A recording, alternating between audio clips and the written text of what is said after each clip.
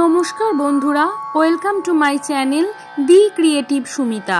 আজকে আমি শিবরাত্রির ব্রত কথা আপনাদের শোনাবো। এই ব্রত পালন করলে সংসারের সকল দুঃখ কষ্ট দূর হয়। অধিকাংশ ব্রতী ধর্ম, অর্থ, কাম, মোক্ষ এই চতুর্বিধ ফললাভ করিয়া থাকে। আমি এখানে মহাদেবকে স্নান করানোর জন্য পঞ্চামৃত ও পূজা সামগ্রী সংগ্রহ করেছি।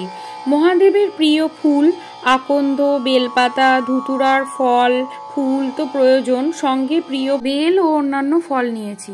পঞ্চামৃত তৈরি করার জন্য দুধের ঘটে গঙ্গার জল দিলাম, তারপর মহাদেবের প্রিয় সিদ্ধি দিলাম, সঙ্গে মধু, ঘি, একটু চিনি, কালো তিল, ফুলের কুচি ও দই, বেলপাতা দিয়ে তৈরি করে নিলাম পঞ্চামৃত।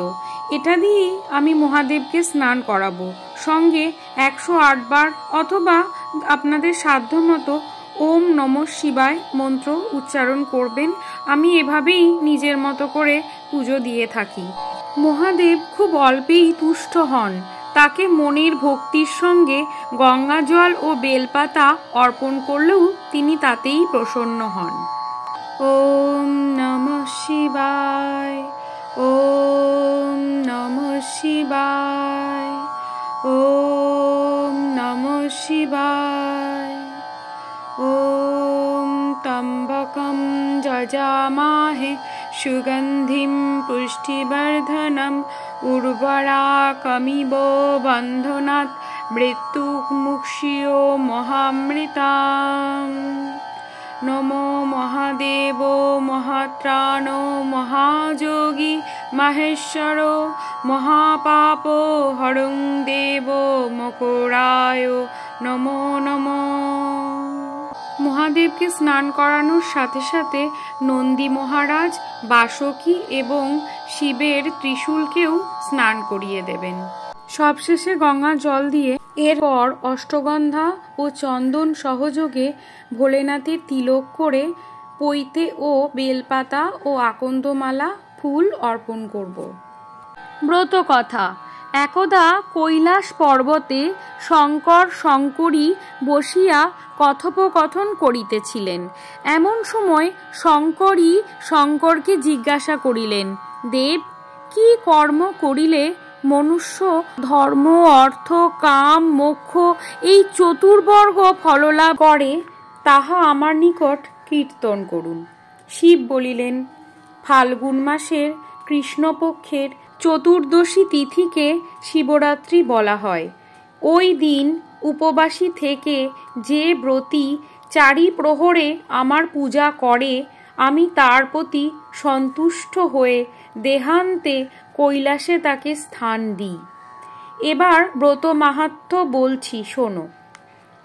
এক ব্যাধ শিকার করতে গিয়ে পেলে একটা হরিণ। তক্ষুনি তাকে সে মেরে ফেললে। সেই মরা হরিণটাকে কাঁধে নিয়ে বাড়ির দিকে চলল। যেতে যেতে রোদে ক্লান্ত হয়ে একটা গাছতলায় শুয়ে ঘুমিয়ে পড়ল। যখন ঘুম ভাঙল, দেখলে রাত হয়ে গেছে। অন্ধকারে হাতড়ে হাতড়ে একটা বেলগাছ ধরে তার উপর উঠেই হরিণটাকে একটা ডালে বেঁধে সে জেগে বসে রইল। খিদে তেষ্টায় তার চোখে জল এলো। শুকনো বেলপাতা তার চোখের জলের সঙ্গে ঝরে নিচে পড়তে লাগলো একটা শিবলিঙ্গের মাথার উপর। প্রকারান্তরে তার শিব চতুর্দশীর ব্রত করা হলো। তারপর ভোর হতে সে বাড়ি ফিরে এলো। বউকে রান্না করতে বলে সে স্নান করতে গেল। স্নান করে যখন বাড়ি আসছে, তখন এক ভিখারির সঙ্গে তার দেখা হলো। সে ব্যাধের কাছে খেতে চাইল। ব্যাধ তাকে বাড়ি এনে পেট ভরে খাওয়ালো। ভিখারিকে খাওয়াতে তার শিব চতুর্দশীর ব্রতের পূর্ণ ফল লাভ হলো। যখন ব্যাধ মারা গেল, তখন আমার দূতেরা তাকেই কৈলাসে নিয়ে এলো।